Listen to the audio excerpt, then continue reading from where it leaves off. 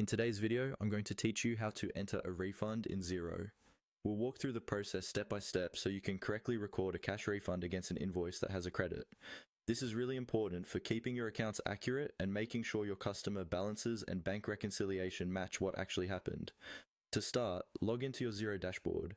From the main menu at the top, look for the option labeled Business or Accounting, depending on your setup, and then click on Sales. This sales area is where Xero keeps all your customer-related transactions, including invoices, credit notes, and refunds. Once you're on the sales overview page, click on Invoices. This will bring up a list of all your sales invoices in Xero. You'll usually see different tabs here, like Draft, Awaiting Approval, Awaiting Payment, and Paid. For refunds, we're interested in invoices that have already been approved and are still outstanding. Next, click on the Awaiting Payment tab. This filters the list to show only invoices that Xero is expecting payment for.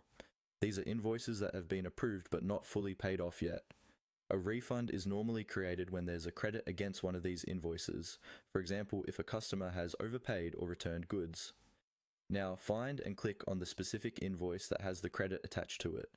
You might search by customer name, invoice number, or date to make it easier to locate. When you open the invoice, look for a section that shows there is a credit available or a link to a related credit note.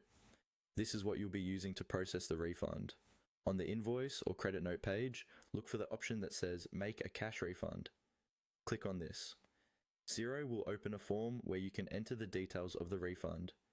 Carefully fill in the date of the refund, the bank account the cash is being refunded from, and the amount. Make sure the amount matches what you actually refunded to the customer and that the date aligns with your bank transaction. Once you've checked everything is correct, click on Add Refund to save it. Xero will then apply the cash refund to the credit, update the invoice and customer balance, and post the transaction to the selected bank account so